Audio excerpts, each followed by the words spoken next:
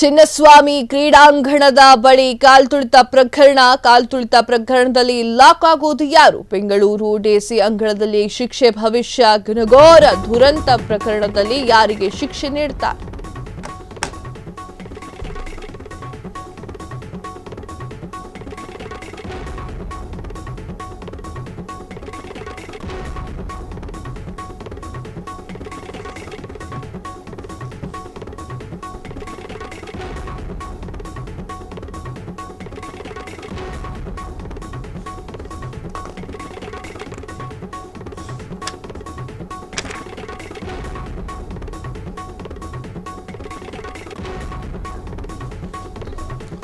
ಘನಘೋರ ದುರಂತ ಪ್ರಕರಣದಲ್ಲಿ ಯಾರಿಗೆ ಶಿಕ್ಷೆ ನೀಡುತ್ತಾರೆ? ದುರಂತಕ್ಕೆ ಕಾರಣವಾದವರಿಗೆ ಇಂದೇ ನೋಟಿಸ್. ಕೆಎಸ್ಸಿಎ ಪೊಲೀಸ್ ಇಲಾಖೆ, ಬಿಎಂಆರ್ಸಿಎಲ್, ಡಿಎನ್ಎ ಕಂಪನಿಗೆ ನೋಟಿಸ್. ಸಂಜೆಯೊಳಗೆ ನೋಟಿಸ್ ನೀಡಲು ಬೆಂಗಳೂರು ನಗರ ಡಿಸಿ ತಯಾರಿ. 3 ದಿನಗಳ ಒಳಗೆ ನೋಟಿಸ್ಗೆ ಉತ್ತರ ನೀಡುವಂತೆ ತಾಕೀತು ಸಾಧ್ಯತೆ. ಘಟನೆಯ ಸಂಬಂಧ ತನಿಖಾಧಿಕಾರಿ ಜಗದೀಶ್ ಸ್ಥಳ ಪರಿಶೀಲನೆ. ಈಗಾಗಲೇ ಪ್ರಕರಣ ವರದಿ ಸಿದ್ಧಪಡಿಸುವಂತೆ ಡಿಸಿ ಹೇಳಿಕೆಯನ್ನ ನೀಡಿದ್ದಾರೆ. ವರದಿ ಸಿದ್ಧಪಡಿಸಿ ಶಿಸ್ತು ಕ್ರಮಕ್ಕೆ ರಾಜ್ಯ ಸರ್ಕಾರಕ್ಕೆ ಶಿಫಾರಸು. ಚಿನ್ನಸ್ವಾಮಿ ಕ್ರೀಡಾಂಗಣದ ಬಳಿ ಕಾಲ್ತುಳಿತದ ಪ್ರಕರಣಕ್ಕೆ ಸಂಬಂಧಪಟ್ಟಂತೆ ಕಾಲ್ತುಳಿತ ಪ್ರಕರಣದಲ್ಲಿ ಲಾಕ್ ಹಾಕುವುದು ಯಾರು? ಇವತ್ತು ಮಾಧ್ಯಮದಲ್ಲಿ ನಾಳೆ ಬೆಳಿಗ್ಗೆ ಎಲ್ಲ ಬರುತ್ತೆ, ಪಬ್ಲಿಕ್ ನೋಟಿಸ್ ಕೊಟ್ಟಿದ್ದೇನೆ. 13ನೇ ತಾರೀಕು ಬೆಳಗ್ಗೆ 11 ಗಂಟೆಯಿಂದ 1:30ವರೆಗೂ ಸಾರ್ವಜನಿಕರಿಂದ ನಾನು ಹೇಳಿಕೆಗಳನ್ನ ದಾಖಲು ಮಾಡ್ಕೊತೀನಿ. ಯಾರೆಲ್ಲ ಸಾರ್ವಜನಿಕರು ಬಂದು ನಾನು ಹೇಳಿಕೆ ದಾಖಲು ಮಾಡಬೇಕು ಅಂತ ಬರ್ತಾರೆ ಅವರೆಲ್ಲರ ಕಡೆಯಿಂದ ಹೇಳಿಕೆಗಳನ್ನ ತೆಗೆದುಕೊಳ್ತೀನಿ. ಅದಾದ ನಂತರ ಅಧಿಕಾರಿಗಳಿಂದ ನಾವು ಹೇಳಿಕೆಯನ್ನ ತೆಗೆದುಕೊಳ್ಬೇಕು. ಈಗ ಆಲ್ರೆಡಿ ಪತ್ರವನ್ನು ಬರಿತಾ ಇದ್ದೀನಿ, ಪೊಲೀಸ್ ಕಮಿಷನರ್ ಅವರಿಗೆ ಪತ್ರವನ್ನು ಬರಿತಾ ಇದ್ದೀನಿ. ಪೊಲೀಸ್ ಇಲಾಖೆಯಿಂದ ಯಾರೆಲ್ಲ ಸಾಕ್ಷಿಯನ್ನ ಹೇಳಲಿಕ್ಕಿದ್ದಾರೆ, ದಾಖಲೆಗಳನ್ನು ಒದಗಿಸಲಿದ್ದಾರೆ ಅವರೆಲ್ಲರದ್ದು ಲಿಸ್ಟ್ ಕೊಡಿ ಅಂತ ನಾನು ಪತ್ರವನ್ನು ಬರಿತಾ ಇದ್ದೀನಿ.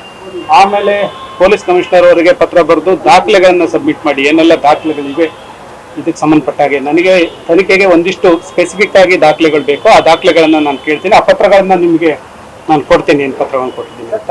ಅದಾದ ನಂತರ ಒಂದಿಷ್ಟು ಯಾರು ನಿರ್ಲಕ್ಷ್ಯತನ ಕಂಡು ಬಂದಿದೆ ಅಂತ ಮೇಲ್ನೋಟ ಕಂಡು ಬಂದಿದೆ, ಇದರಲ್ಲಿ ಸಾರ್ವಜನಿಕರ ಏನು ಭದ್ರತೆಗೆ ತೊಂದರೆ ಆಗಿದೆ ಅಂತ ಮೇಲ್ನೋಟಕ್ಕೆ ಕಂಡು ಬಂದಿದೆ. ಹಾಗಾಗಿ ಒಂದಿಷ್ಟು ಜನರಿಗೆ ನೋಟಿಸ್ ತಿಳುವಳಿಕೆ ಪತ್ರವನ್ನ ಇಶ್ಯೂ ಮಾಡ್ತಾ ಇದ್ದೀವಿ. ಪೊಲೀಸ್ ಕಮಿಷನರ್ ಅವರಿಗೂ ನಾನು ತಿಳುವಳಿಕೆ ಪತ್ರ ಕೊಡ್ತೀನಿ. ಅವರು ತಮ್ಮ ಹೇಳಿಕೆಯನ್ನ 13ನೇ ತಾರೀಕು 3 ಗಂಟೆಗೆ ಜಿಲ್ಲಾಧಿಕಾರಿಗಳ ನ್ಯಾಯಾಲಯದಲ್ಲಿ ಬಂದು ಹೇಳಿಕೆಯನ್ನು ಸಲ್ಲಿಸಬೇಕು ಅಂತ ತಿಳುವಳಿಕೆ ಪತ್ರ ಕೊಡ್ತಾ ಇದ್ದೀನಿ. ಕೆಎಸ್ಸಿ ಸೆಕ್ರೆಟರಿ ಅವರಿಗೆ ನೋಟಿಸ್ ಅನ್ನು ಕೊಡ್ತಾ ಇದ್ದೀನಿ. ಅವರು ಸಹ ಹೇಳಿಕೆಗಳನ್ನ ದಾಖಲು ಮಾಡಬೇಕಾಗತ್ತೆ.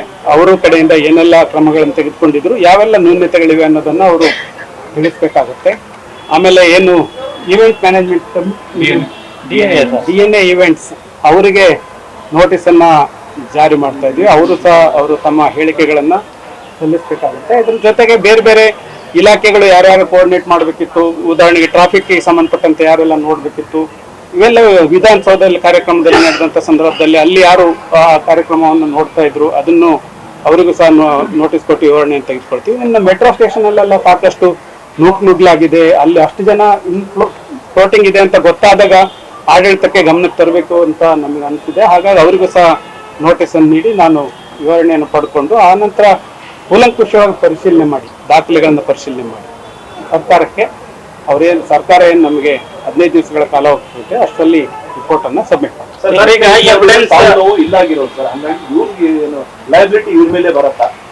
ನಾನು ಈಗ ತೀರ್ಮಾನ ತೆಗೆದುಕೊಳ್ಳಕ್ಕಾಗುತ್ತೆ, ತನಿಖೆ ಮಾಡಬೇಕಿದೆ. ತನಿಖೆ ಈಗ ಪ್ರಾರಂಭ ಮಾಡಿದ್ದೇನೆ.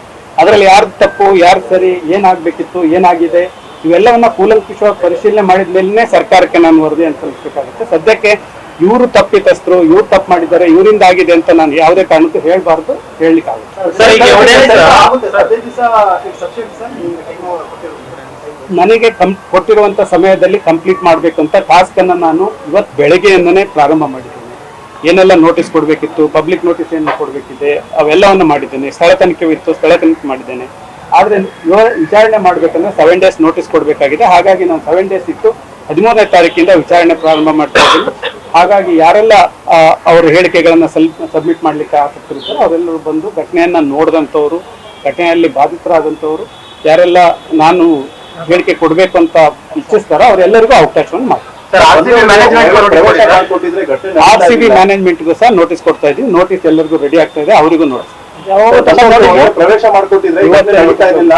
ಸುಮಾರು ಹೊತ್ತು ಕಾದಿಡ್ಸಿದ್ರು, ಅದಕ್ಕೆ ಕ್ರೌಡ್ ಜಾಸ್ತಿ ಆಯ್ತು. ಅದಕ್ಕೆ ಅದನ್ನೇ ಈಗ ತನಿಖೆ ಮಾಡ್ತಾ ಇರುವಂತದ್ದು. ತನಿಖೆ ಮಾಡೋದು ಸರ್ಕಾರ ನಮಗೆ ತನಿಖೆ ವಹಿಸಿರೋದನ್ನೇ ಏನೆಲ್ಲ ಘಟನಾವಳಿಗಳು ಆಯ್ತು, ಸೀರೀಸ್ ಆಫ್ ಘಟನಾವಳಿ ಏನೇನು ಆಗಿದೆ, ಅದರಿಂದ ಯಾವ ರೀತಿ ಸಾರ್ವಜನಿಕ ತೊಂದರೆ ಆಯ್ತು, ಇದೆಲ್ಲವನ್ನ ನಾನು ತನಿಖೆ ಮಾಡ್ಬೇಕಾಗುತ್ತೆ. ತನಿಖೆ ನಂತರ ಮಾತ್ರ ನಾನು ನಿಮ್ಗೆ ಹೇಳಲಿಕ್ಕೆ. ನಾವು ಯಾರೆಲ್ಲ ಮೃತ ಕ್ಷಣ ಕ್ಷಣದ ಸುದ್ದಿಗಳಿಗಾಗಿ ಫ್ರೀಡಂ ಟಿವಿ ಸಬ್ಸ್ಕ್ರೈಬ್ ಮಾಡಿ, ಲೈಕ್ ಮಾಡಿ ಹಾಗೂ ಫಾಲೋ ಮಾಡಿ. ಹೊಸ ಸುದ್ದಿಗಳ ನೋಟಿಫಿಕೇಶನ್ಗಾಗಿ ಬೆಲ್ ಐಕಾನ್ ಮೇಲೆ ಕ್ಲಿಕ್ ಮಾಡಿ.